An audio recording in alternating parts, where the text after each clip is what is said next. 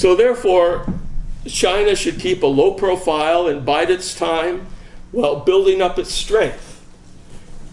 And building up its strength meant developing the four modernizations. Right?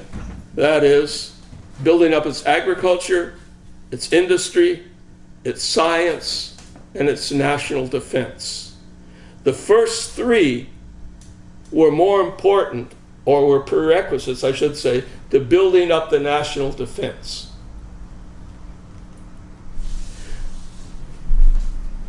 It also allowed time to downsize the army and to develop China's military industry.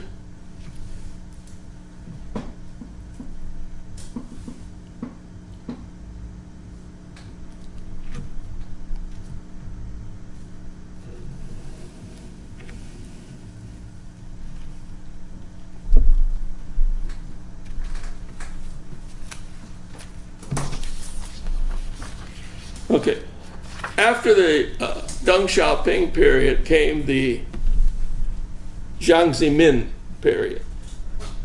That was between 1993 and 2005. And this was the period of the peaceful rise of China, or as it later became called, the peaceful ascendancy of China.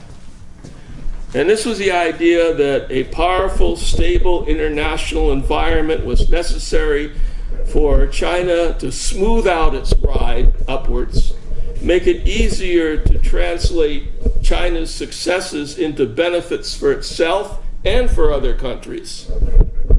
It would show that China is no threat, but an opportunity for the United States, especially since the rise of China was labeled by the United States as, quote, the China threat, which it still is today. And that's the reason why China pivoted from the idea of calling it China's rise to China's ascendancy. Supposedly that was a milder term, although I don't think it was interpreted that way, but that's Chinese thought.